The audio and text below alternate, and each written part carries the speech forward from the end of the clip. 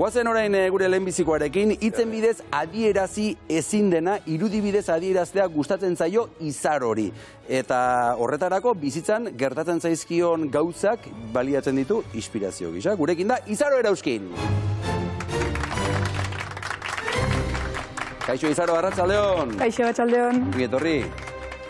Izaro, une honetan zer ari zara marrazten, zer daukazu bukatu gabe hor eskuartean? Bueno, beti dauz zerbait bukatzeko ez da. Lantxo txiki batzu bat ditut, bai jendek eskautako pertsonalak, baita kartelen batzuk, edo bestela beti gailtzen da zerbait pertsonala ilustratzeko. Eta ikusten ari garen hau da, azkena egin duzuna? Bai, justu batzu bukau nun gaina, atzo izen, bai. Eta, gustora geratu zara egindakoarekin, ze sentitzen du batek lan amaitzen duenean? Satisfakzioa batzutan, baina askotan baita ez dakizu noiz izango da bukauta eta beti horra itzentzea egin eta egin, bai. Kasu honetan zertarako izan da lan hau, edo norentzat egin duzu, edo zuretzat egin duzu? Ez, pertsonala izan da, justu urtarrien baten bazkari ondoren horretxe holaxe hon nintzen, etxen, liburu bat irakurriz. Bai. Eta bururatu zitzaidan, jende identifiko eta sentitu zeiken ilustrazio bat izan zeikela. Eta orduan hortan hasi nintzen. Oso polita. Eta zu nola hasi zinen marrazten, Izaro? Txiki-txikitatik marraztu izan dut, betidanik. Baina 14 urtekin hasi nintzen ja pixka serioxago hartzen. Gabon batzutan oparitu zizkiaten arkatz batzuk, eta horiekin hasi nintzen etxen pixkat gehiago marrazten denbora libre neuken eta. Eta gero ja handik eukin itun batxiergon ikasgai batzuk artekin lotuta. Eta handik arte ederrak ikastea jo nintzen Bilua, bertan laburteo nintzen. Han arten arloko ikasgai asko izaten jau, daneti lantzen da, baina bukaerako ja garbi neuken ilustrazioa zela nire ibilbidea. Eta orduan Bartzelonan gradu ondoko bat indet, urtebetekoa, eta ja ilustrazio mundu nabil. Esan duzu umeten hasi zinera zure kaxa marrazkek egiten, zure kaxa inork ez zizun erakutsi edo? Ez, txikitan ez nuen inoiz izan beste klase ikasgai partikularrik edo ezer. Gogoratzen naiz amak nahiko ondo marrazten zola, eta berak laguntzen zuten pixkat, baina ez da nire kasa itxur izan naiz bai. Eta zuri zer ematen dizu marrazteak? Zer sentitzen duzu edo? Gehien bat lasaitasuna. Nire etxeko estudio txiki bat dauket bertan, eta bertan jartzen naiz musikakin, eta deskonekta egiten dut mundutik. Nire mundun sartzen naiz, eta bertan azkenen lasaitasunen, naiz eta askotan gero estresakin da lasaitasuna hau estresa bihurtu. Orduak eman ditzakezu, marrazten? Bai. Egun oso bat pasadik bertan sartuta. Eta orain ze fasetan zaude, zure hobia edo zaletasuna dena ogibide bihurtzeko bide horretan zaude edo? Hoi da intentzioa bai. Oantxe hoi izan dizutena gradu onduko buko dut Bartzelonatik, eta hor nabil nire hanka sartu nahien ilustrazio mundun, eta pixkanaka hortik lanen hasten hasi naiz. Ikusi dugu zure burua edo zure inguruan gertatzen diren gauzak marrazten dituzula. Zer gehiago edo zeren inguruan marraztu ohi duzu? Gehien bat hoi da gehiena inspiratzen ditena. Nik pasatzen tezkiten gauzak, lehen konta dizueten bezala manta azpiko hoi, edo ez dakit, kantuk, esaldik, asko gustatzen zait baita igual testuk hartu eta horietatik ilustrazioak sortzea. Eta zein da zure marrazkirik gustokoena? Hau adibidez asko gustatzen zait, hemen pantailan ikusten dena. Inun lehengo urteko udan, nintzen beste marrazki bat diken, eta burua etorri zaiten marrazki hau, azkenen pixkat autorretratu bihurtu da. Badauka ez? Badauka bere antza pixka bat ez? Hartu nuen ere irudi bat, erreferentzi bezala ja bozetokin eta hasteko, eta azkenen segitun eta zan, eukinun ideia eta segitun hasi nintzen ja bozetokin eta azkar lortu nun.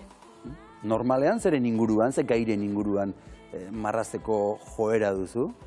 Gehien gustatzen zait pertsonak marraztea. Pertsonak eta situazio ezberdinek danok bizitzen ditugunak, edo ez dakit, holako gauzak baita danetik pixka bat.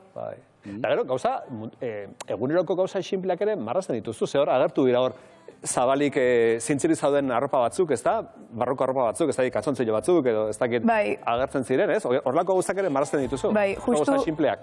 Justu hori izan zen, udan kuadriagokero porretan izan nintzen, eta egun guztie baino jantzik eta toaiak zabaltzen ibiltzen ginen, eta hortik hasi nintzen bozetokilen, eta... Baina gauza simple batekin arte egiteke, ez? Irudi hori etorri zitzaizun burura, ez da?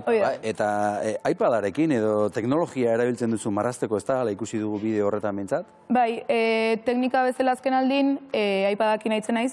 Oain dela urte eta erdiola hasi nintzen iPadakin marrazten, betianik aurretik eskuz marrazten ibilizan naiz. Eta... oaintxe hasi naiz ikasten da pixkatein naiz, oaindik nire estila aurkitu nahien iPaden, ze eskuz hainbeste demoran marraztuta gero kosta egiten da pixkat ritmoa hartzea. Baina nik uste lortzen naizela. Nahiago duzu iPadarekin marraztu, aukera nahiago eskuz marraztu?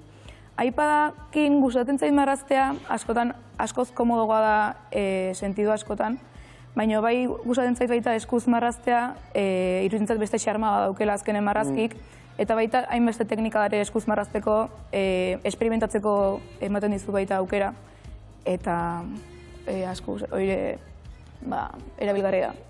Enkargo batzuk ere jaso dituzu, ez da? Uste dut, orain urtea hasi dugu eta denok zabaldu dugu agenda berria, eta uste dut, agendaren bat edo ilustratu duzula, ez? Bai, justu 2023-24 kurtsoa eta 24 urte osoa, 16 hilabeteko agenda bat ingenuen lehen urteko dudan.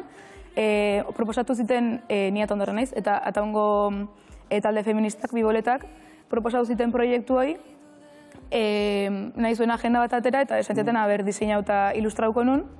Eta inditut 16 ilustrazio bakoitze hilabete hasieran jartzeko. Behi pasatzizketen irizpide batzuk, nahi zuena jartzea agendan, adibidez, ze egun nahi zituen remarkau, eta egun horiei buruzko ilustrazioak inditut gero hilabete bakoitzen hasieran jartzeko.